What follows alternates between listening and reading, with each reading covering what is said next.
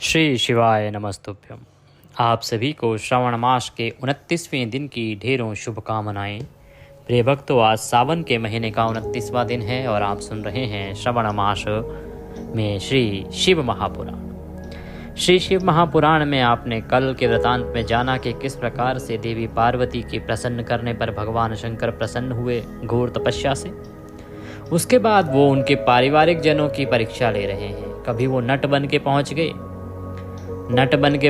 और माता पार्वती का हाथ उनके माता पिता से मांगने लगे, तो उनको नहीं मिला, क्योंकि कौन माता पिता हैं जो इस प्रकार से किसी भी नट को अपनी बेटी के हाथ दे देंगे। इसके बाद भगवान एक ब्रह्मचारी का वेश धारण करके माता पार्वती के माता पिता के यहाँ पहुंचे और इतने घोर तपस्वी तथा विद्वान ब्रह्मचारी का उन्होंने वेश धारण किया कि जब वो बोलने लगे कि महादेव तो ऐसे हैं, महादेव तो वैसे हैं, उनके साथ तो आपकी बेटी कभी सुखी रह ही नहीं सकती, वो तो ऐसे रहते हैं, उनके पास कुछ है नहीं देने को, भूत प्रेतों के बीच में वो रहते हैं, खाल ओढ़ते हैं, खाल लपेटते हैं, इतनी सुकुमारी को आप उनको क्यों दे रहे हैं। इस प्रकार से अनेकों बातें एक ब्रह्मचारी बन के भगवान शंकर ने माता पार्वती के माता पिता को कही और उसके बाद वहाँ से अंतर्ध्यान हो गए। अब इतना होने के बाद पिता तो कुछ समझें कि ना समझें, माता जो होती हैं उनका हृदय थोड़ा अपनी पुत्री को लेके अधिक सजग रहता है, तो वो परेशान हो गई है। आज हम वृतांत सुनेंगे कि कैसे भगवान शंकर ने जब इस प्रकार से किया तो पार्वती जी की जो माँ है मैना, वो कोप भवन में प्रवेश कर गई और उन्होंने यह निर्णय कर लिया कि भगवान शिव से अब वो कभी भी भगवान शंकर का और पार्वती जी का विवाह नहीं होने देंगी। आइए आज की कथा आगे का वृतांत हम आरंभ करते हैं। आपसे निवेदन है कि भगवान की कथा का यह वीडियो है तो कृपया वीडियो को एक बार लाइक अवश्य कर दीजिएगा। अपनी मनोकामना पूर्ति के लिए कमेंट बॉक्स में अवश्य लिखिएगा जय शिव शंकर या ओम नमः शिवाय। आप देख रहे हैं देवभूमि ज्योतिष संस्थान का प्रतिष्ठित यूट्यूब चैनल देवभूमि धार्मिक। हम यहाँ पर सभी व्रत और त्योहारों की सही शास्त्रीय जानकारी प्रदान करते हैं। ज्योतिष शास्त्र और पंचांग के आधार पर आपको बताते हैं कौन सी तिथि कब है, व्रत आदि कब करना है, क्या विधि है, क्या नियम है, क्या गलतियां नहीं करनी है। यदि आप सही जानकारी पाते रहना चाहते हैं, सही महात्म्य और कथाएं सुनते रहना चाहते हैं, तो चैनल को अभी सब्सक्राइब कीजिए और बेल आइकन को प्रेस कीजिए। जब आप सब्सक्राइब का बटन दबाएंगे, वहाँ एक घंटी का निशान दिखाई देगा, उसको अवश्य दबाइएगा, तभी आपको हमारे सारे वीडियो प्राप्त होंगे, अन्यथा आपसे जानकारी छूट जाएगी। आइए आज का अध्याय आरंभ करते हैं। सर्वप्रथम पूज्य गुरुदेव के चरणों की वंदना करते हैं। गुरुर् ब्रह्मा गुरुर्विष्णु गुरुर्देव महेश्वरः गुरुर् साक्षात् परब्रह्म तस्मै श्री गुरुवे नमः। बोलिए गुरुदेव महाराज की जय। माँ सरस्वती के चरणों की वंदना करते हैं। या देवी सर्वभूतेषु माँ सरस्वती रूपेण संस्थित नमस्तस्यै नमस्तस्यै नमस्तस्यै नमो नमः। बोले सरस्वती महारानी की जय। प्रथम पूज्य गणेश जी महाराज के चरणों की वंदना करते हैं। बोलिए गणेश जी महाराज की जय। बोलिए श्रवण मास की जय। बोलिए श्री शिव महापुराण की जय। आप सभी दर्शकों को, आप सभी श्रोतागण को मेरा नमस्कार। ब्रह्मा जी कहते हैं कि ब्रह्मचारी का रूप धारण करके शिव जी के वचनों का मेनका के ऊपर बड़ा प्रभाव पड़ा। जो ब्रह्मचारी का रूपधारी ब्राह्मण थे, भगवान शंकर जो आए और उन्होंने अनेकों बातें जो कही, उनका मैना के ऊपर बड़ा ही अधिक प्रभाव पड़ा और उन्होंने दुखी होकर पति से कहा, गिरिराज, इस वैष्णव ब्राह्मण ने शिव जी की जो निंदा की है, उसे सुनकर मेरा मन उनकी ओर से बहुत खिन्न एवं विरक्त हो गया है। शैलेश्वर, रुद्र के रूप, शील और नाम सभी कुत्सित हैं।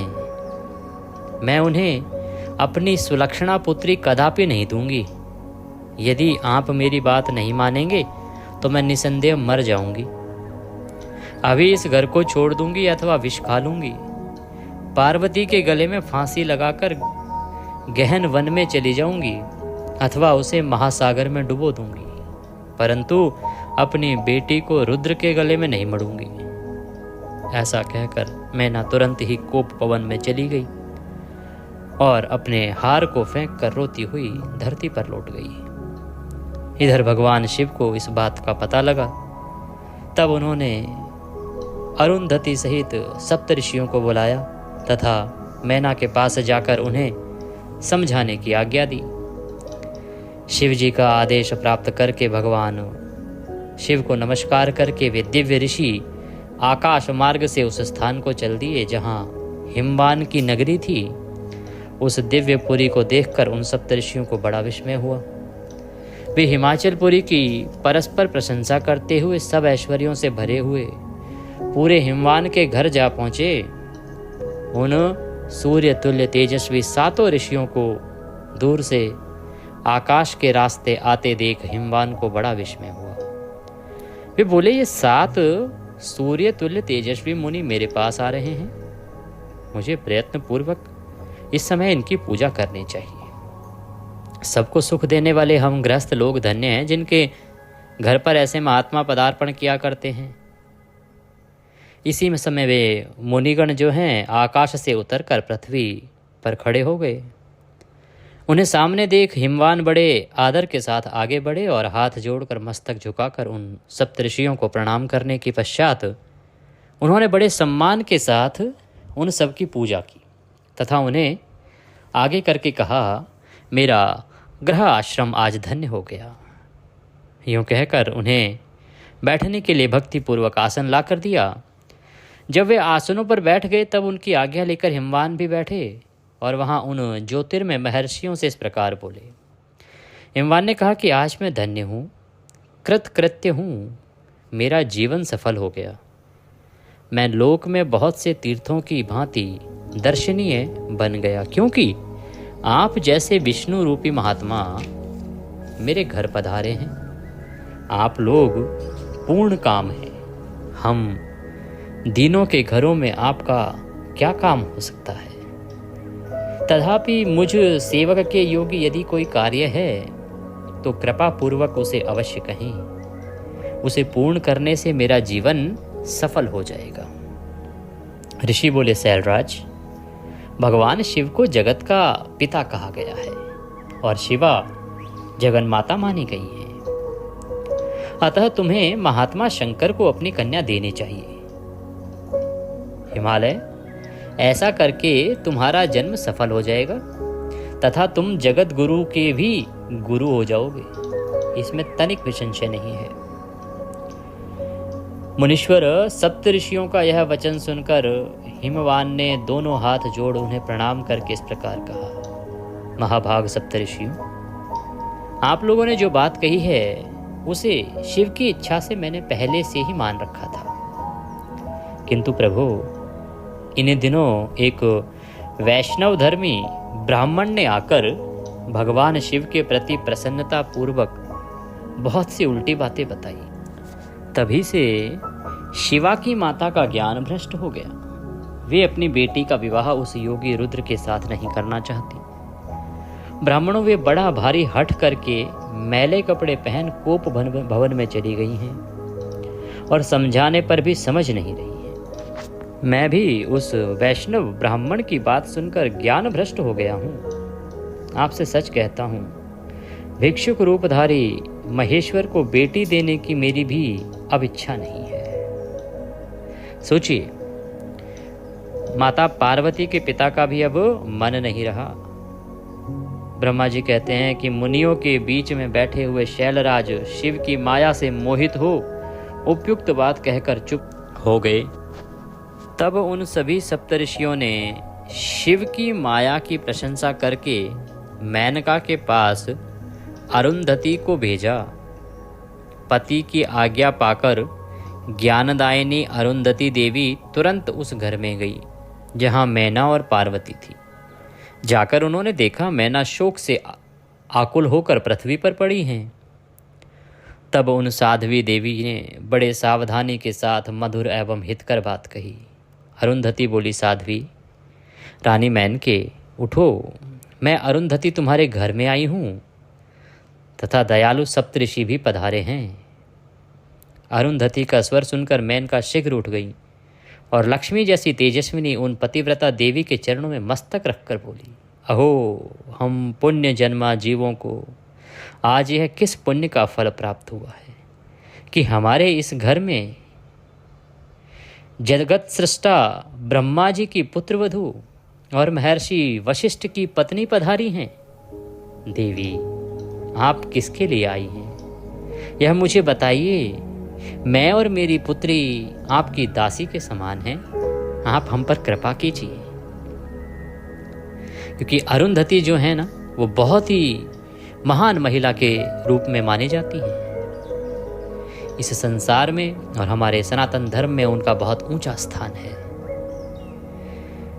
मेनका के ऐसे कहने पर साध्वी अरुंधति ने उनको बहुत अच्छी तरह समझाया बुझाया और उन्हें साथ ले वे प्रसन्नता पूर्वक उस स्थान पर आई जहां वे सप्तऋषि विद्यमान थे। सप्तऋषिगण बातचीत में बड़े निपुण थे। उन सब ने भगवान शिव के युगल चरणान बिंदों का स्मरण करके शैलराज को समझाना आरंभ किया। शैलेंद्र, हमारा शुभ कारक वचन सुनो। तुम पार्वती का विवाह शिव के साथ कर दो और संहार करता रुद्र के ससुर हो जाओ। शंभु सर्वेश्वर हैं, वे किसी से याचना नहीं करते। वे स्वयं ब्रह्मा जी ने तारकासुर के विनाश के लिए एक वीर पुत्र उत्पन्न करने के उद्देश्य से लेकर भगवान शिव से यह प्रार्थना की है कि वे विवाह कर लें। भगवान शंकर तो योगियों के भी शिरोमणि हैं। वे विवाह के लिए उत्सुक नहीं हैं। केवल ब्रह्मा जी की प्रार्थना से ही वे महादेव तुम्हारी कन्या का पानी ग्रहण करेंगे।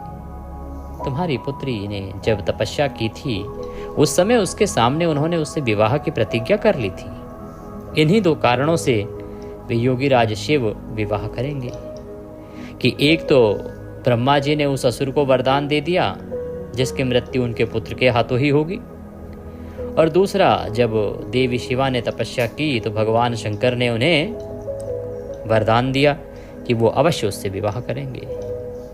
ऋषियों की यह बात सुनकर हिमालय हंस पड़े और कुछ भयभीत हो विनय पूर्वक बोले। हिमालय ने कहा, मैं शिव के पास कोई राजोचित सामग्री नहीं देखता हूँ। उनका ना कोई घर है, ना ऐश्वर्य है और ना कोई स्वजन या बंधु बांधव ही हैं। मैं अत्यंत निर्लिप्त योगी को अपनी बेटी देना नहीं चाहता। आप लोग वेद विधाता ब्रह्मा जी के पुत्र हैं, अतः अपना निश्चित विचार कहिए। जो पिता काम से, मोह से, भय से अथवा लोभ से किसी अयोग्य वर के हाथ में अपनी कन्या दे देता है, वह मरने के बाद नरक में जाता है। अतः मैं स्वेच्छा से भगवान शूलपाणी को अपनी कन्या नहीं दूंगा। इसलिए महर्षियों, जो उचित विधान हो उसे आप लोग कीजिए। हिमाचल के इस प्रकार वचन को सुनकर बातचीत करने में निपुण महर्षि वशिष्ठ ने उनसे इस प्रकार कहा। वशिष्ठ बोले, शैलेश्वर, मेरी बात सुनो।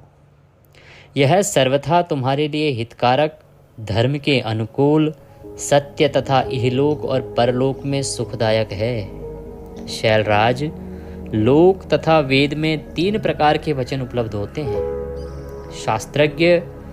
शास्त्रज्ञ पुरुष अपनी निर्मल ज्ञान दृष्टि से उन सब प्रकार के वचनों को जानता है।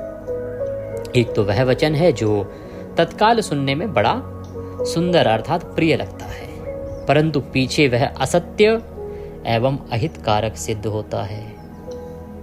ऐसा वचन बुद्धिमान शत्रु भी कहता है, उससे कभी हित नहीं होता। और दूसरा है वह जो आरंभ में अच्छा नहीं लगता, उसे सुनकर अप्रसन्नता ही होती है, परंतु परिणाम में वह सुख देने वाला होता है। इस तरह का वचन कहकर दयालु धर्मशील बांधवजन ही कर्तव्य का बोध कराते हैं। तीसरी श्रेणी का वचन वह है जो सुनते ही अमृत के समान मीठा लगता है और सब काल में सुख देने वाला होता है। सत्य ही उसका सार होता है, इसीलिए वह हितकारक हुआ करता है। ऐसा वचन सबसे श्रेष्ठ और सबके लिए अभीष्ट है। शैलराज, इस तरह नीति शास्त्र में 3 प्रकार के वचन कहे गए हैं। इन तीनों में से तुम्हें कौन सा वचन अभीष्ट है, बताओ। मैं तुम्हारे लिए वैसा ही वचन कहूंगा। भगवान शंकर संपूर्ण देवताओं के स्वामी हैं। उनके पास बाहम संपत्ति नहीं है।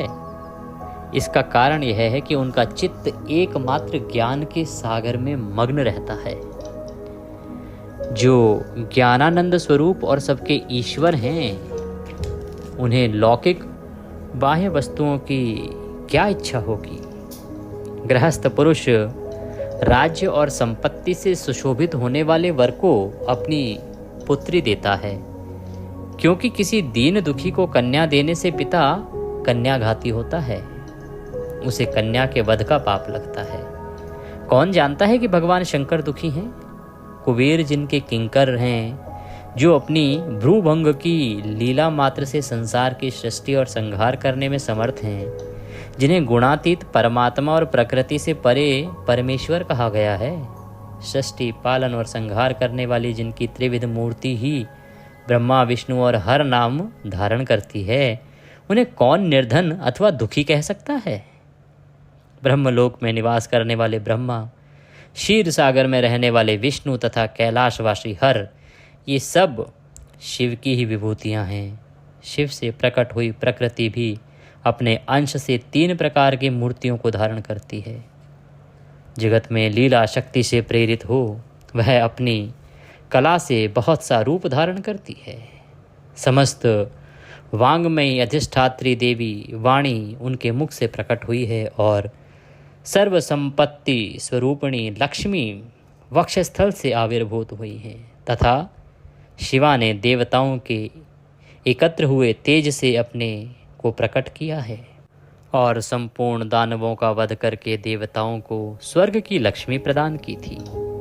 देवी शिवा कल्पांतर में दक्ष पत्नी के उदर से जन्म ले सती के नाम से प्रसिद्ध हुई और हर को उन्होंने पति के रूप में प्राप्त किया। दक्ष ने स्वयं ही भगवान शिव को अपनी पुत्री दी थी। सती ने पति की निंदा सुनकर योग बल से अपने शरीर को त्याग दिया था। वे ही कल्याणमयी सती अब तुम्हारे वीर्य से और मैना के गर्भ से प्रकट हुई हैं। शैलराज, ये शिवा जन्म जन्म में शिव की ही पत्नी होती हैं। प्रत्येक कल्प में बुद्धि रूपा दुर्गा ज्ञानियों की श्रेष्ठ माता होती हैं। ये सदा सिद्ध, सिद्धिदायिनी और सिद्ध रूपिणी हैं। भगवान हर चिता भस्म के रूप में सती के अस्थि चूर्ण को ही स्वयं प्रेम पूर्वक अपने अंगों में धारण करते हैं। अतः गिरिराज, तुम स्वेच्छा से ही अपनी मंगलमयी कन्या को भगवान हर के हाथ में दे दो। तुम यदि नहीं दोगे तो वह स्वयं प्रियतम के स्थान में चली जाएंगी।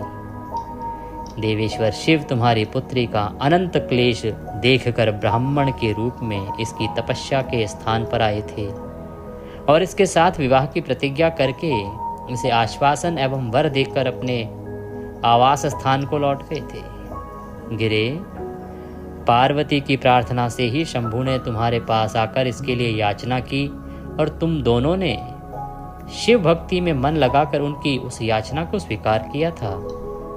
गिरीश्वर, बताओ फिर किस कारण से तुम्हारी बुद्धि विपरीत हो गई है?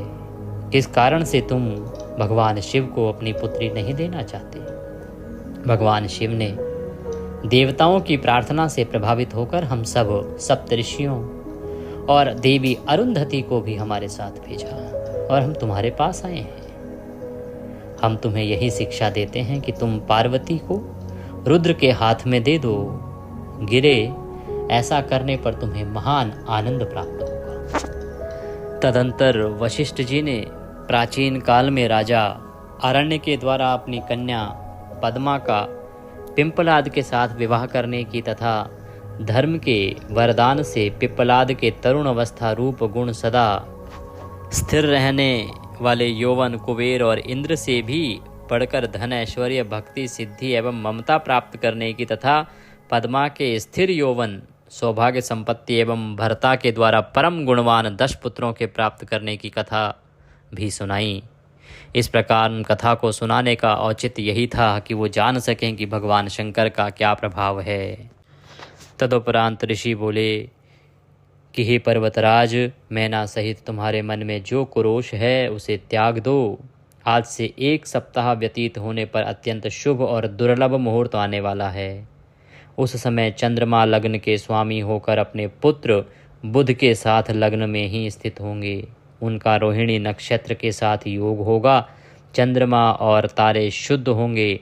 मार्गशीर्ष मास के अंतर्गत संपूर्ण दोषों से रहित सोमवार को, जबकि लग्न पर संपूर्ण शुभ ग्रहों की दृष्टि होगी, पाप ग्रहों की दृष्टि नहीं होगी, तथा बृहस्पति ऐसे स्थान पर स्थित होंगे जहां वे उत्तम संतान और पति का सौभाग्य देने में समर्थ होंगे। ऐसे मुहूर्त में तुम अपनी कन्या मूल प्रकृति ईश्वरी जगदम्बा पार्वती को जगत पिता भगवान शिव के हाथ में देकर कृतार्थ हो जाओ। ऐसा कहकर ज्ञान शिरोमणि मुनिवर वशिष्ठ नाना प्रकार की लीला करने वाले भगवान शिव का स्मरण करके चुप हो गए।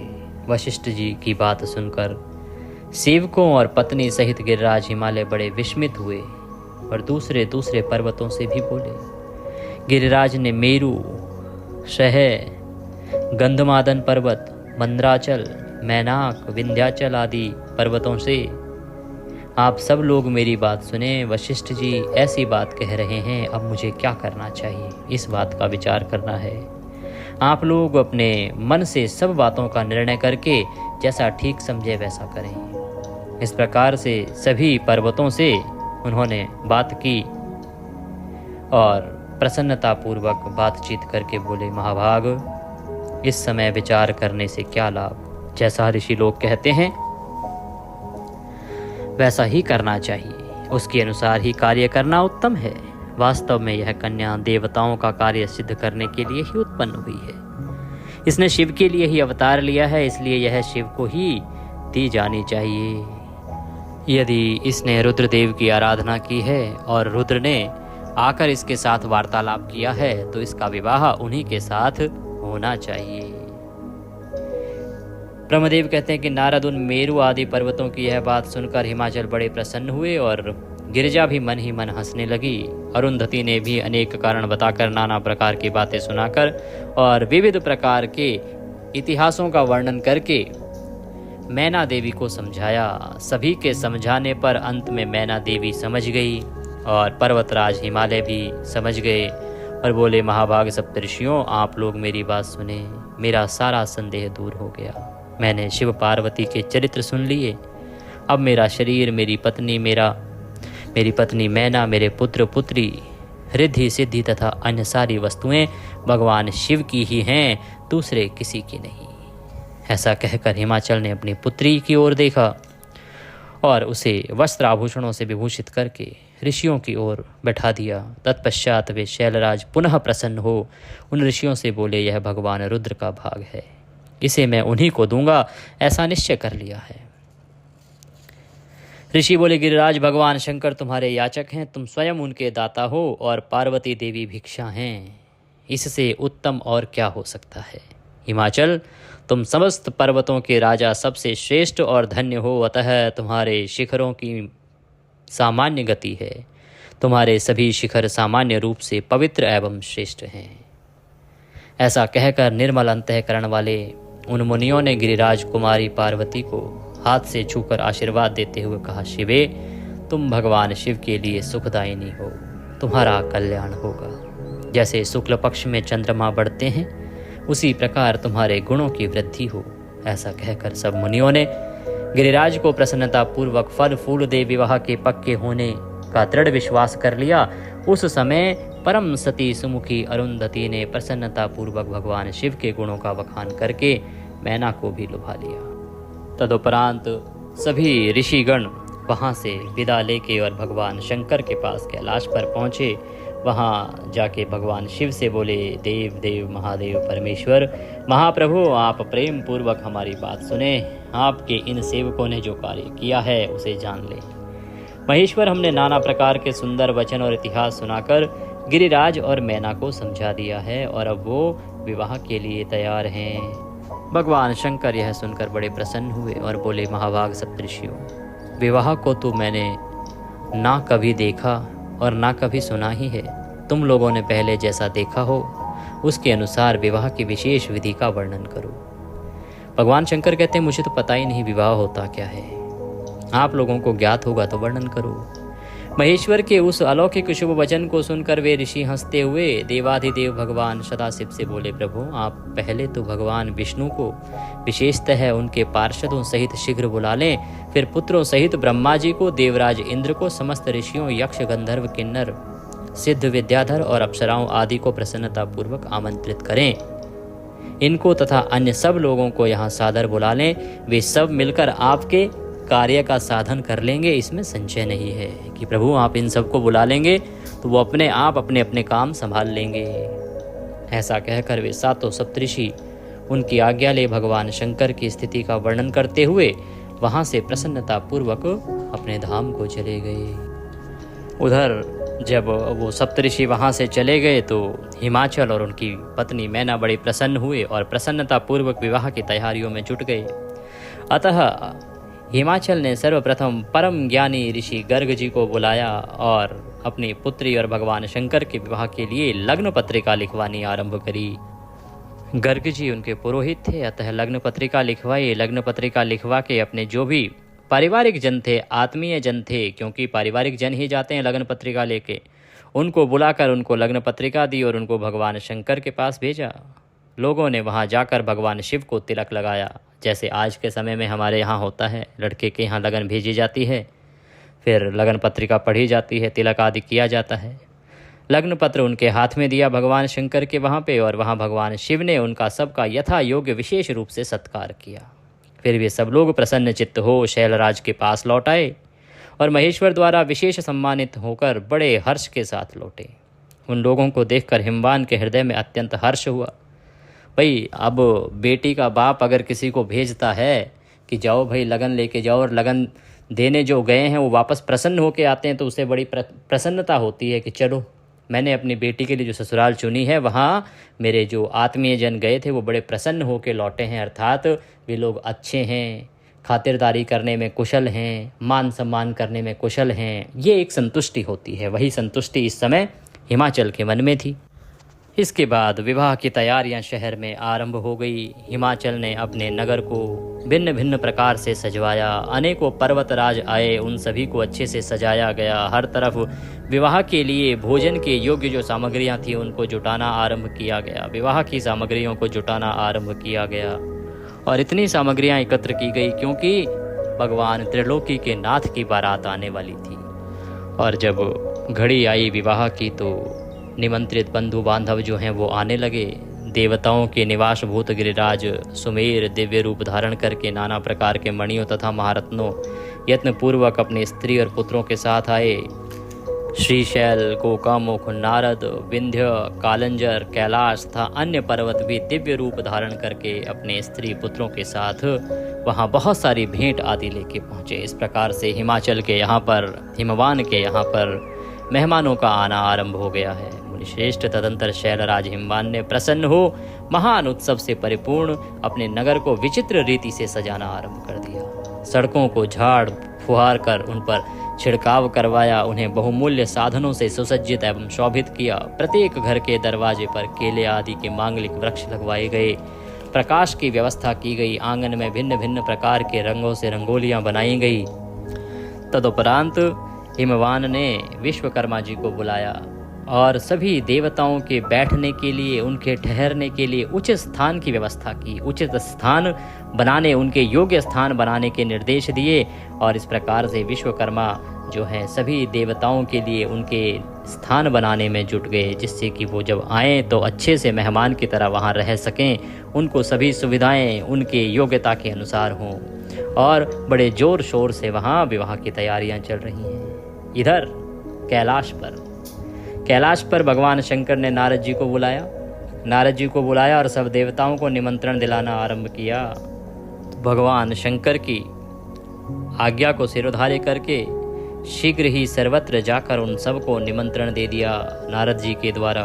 तत्पश्चात शंभू के पास जाकर उनकी आज्ञा के अनुसार नारद जी वहीं ठहर गए। भगवान शिव भी उन सब देवताओं के आगमन की उत्कंठा पूर्वक प्रतीक्षा करते हुए गणों के साथ वहीं रहे। तो अब निमंत्रण दे दिए गए, भगवान शंकर के द्वारा भी, नारद के द्वारा भेज दिए गए। अब भगवान शंकर अपने मेहमानों का इंतजार कर रहे हैं कि उनके मेहमान आएंगे।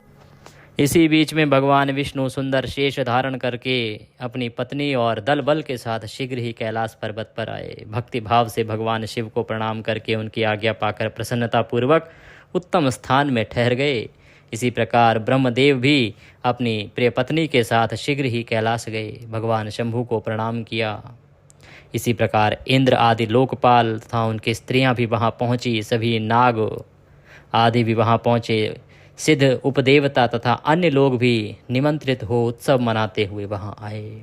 उन सब महेश्वरों ने वहां आए हुए सब देवता आदि का पृथक पृथक सहर्ष स्वागत सत्कार किया। भगवान शंकर अब सबका स्वागत कर रहे हैं। जो अभी तक सिर्फ तपस्या करते थे, आज वो गृहस्थ की ओर बढ़ रहे हैं और सबका स्वागत कर रहे हैं अपने गृह स्थान पर। कैलाश पर्वत पर बड़ा अद्भुत और महान उत्सव होने लगा।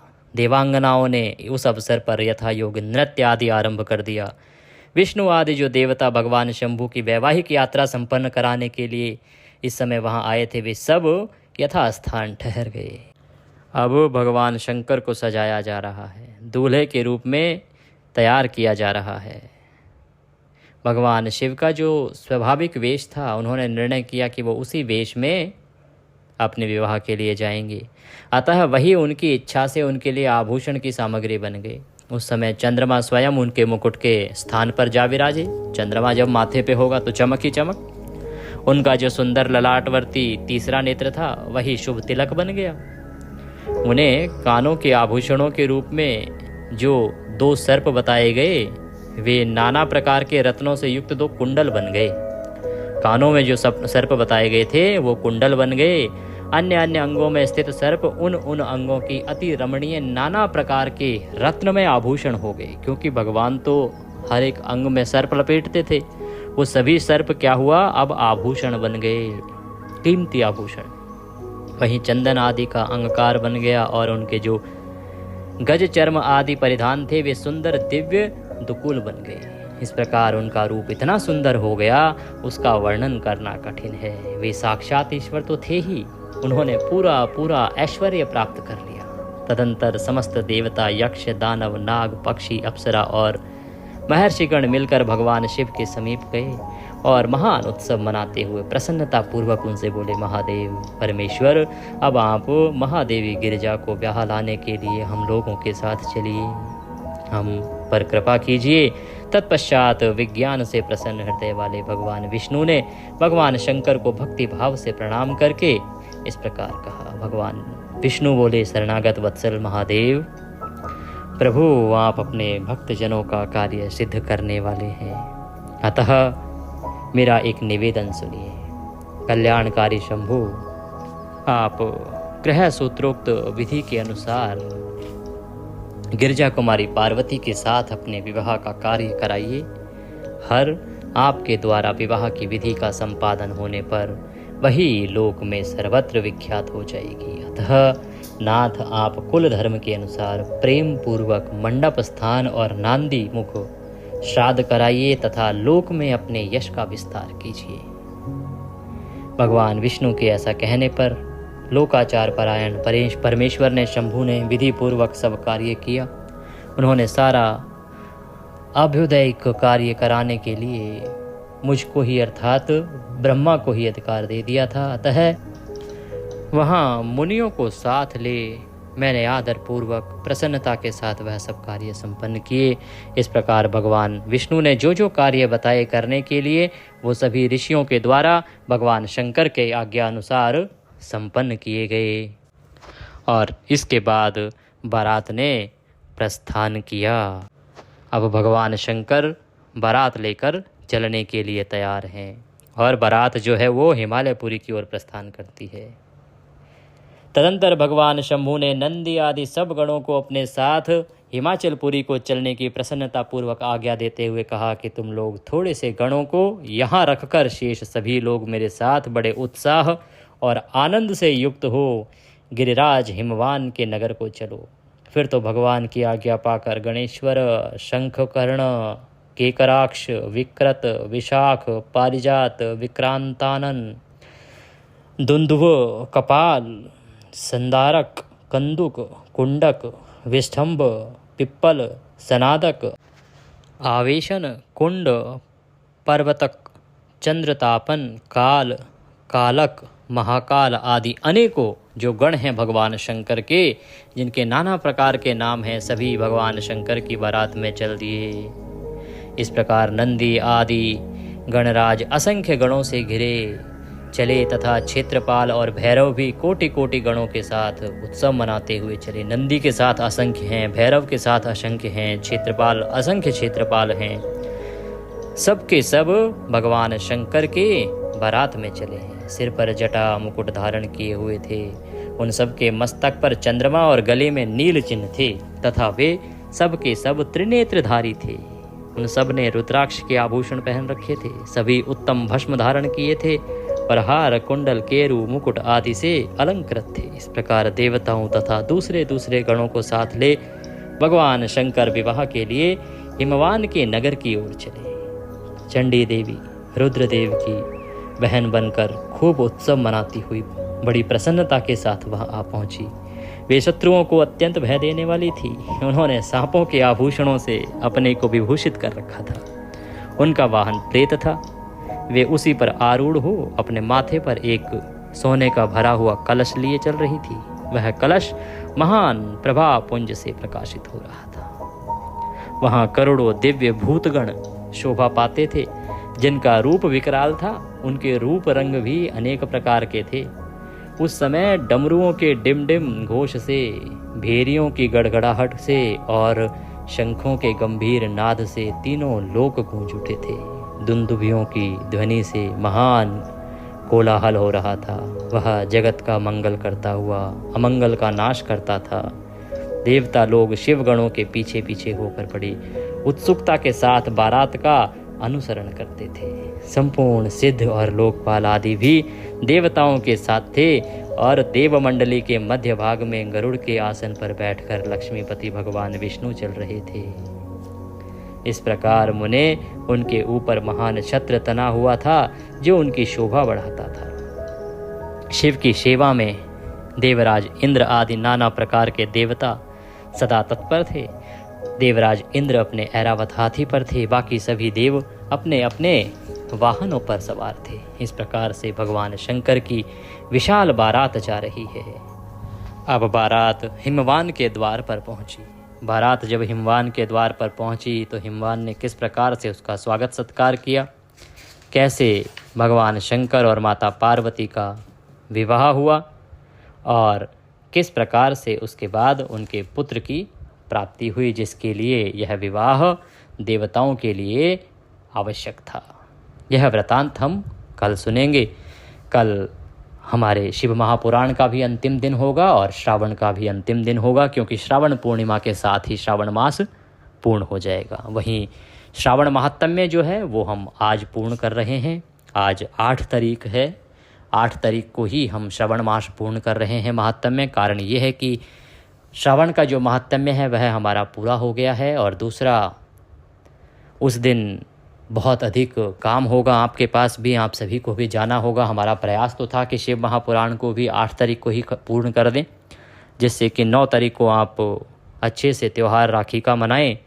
परंतु वृतांत बहुत बड़ा है, बहुत बड़ा वृतांत है। अब मैं आपको 2.5 घंटे एक ही कथा सुनाता रहूं, उतना समय भी आपके पास निकल नहीं पाएगा।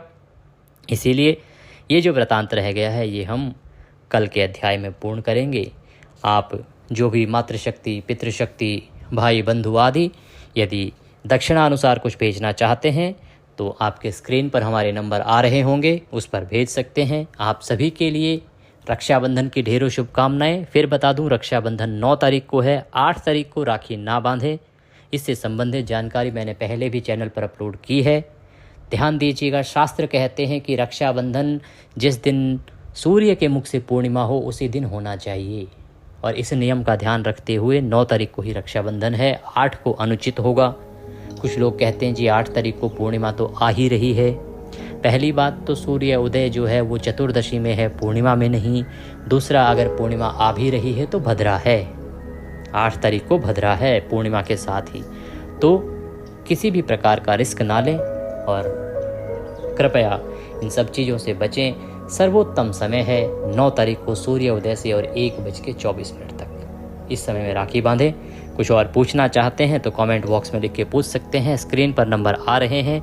हम व्हाट्सएप पर भी उपलब्ध हैं, आप व्हाट्सएप पर हमसे पूछ सकते हैं और जो भी कुछ भेजना चाहें वो नंबर आपके पास दक्षिणा के लिए अलग नंबर है जो आ रहा है, उसी पर आप भेजिएगा। भगवान शंकर सब पर कृपा करें।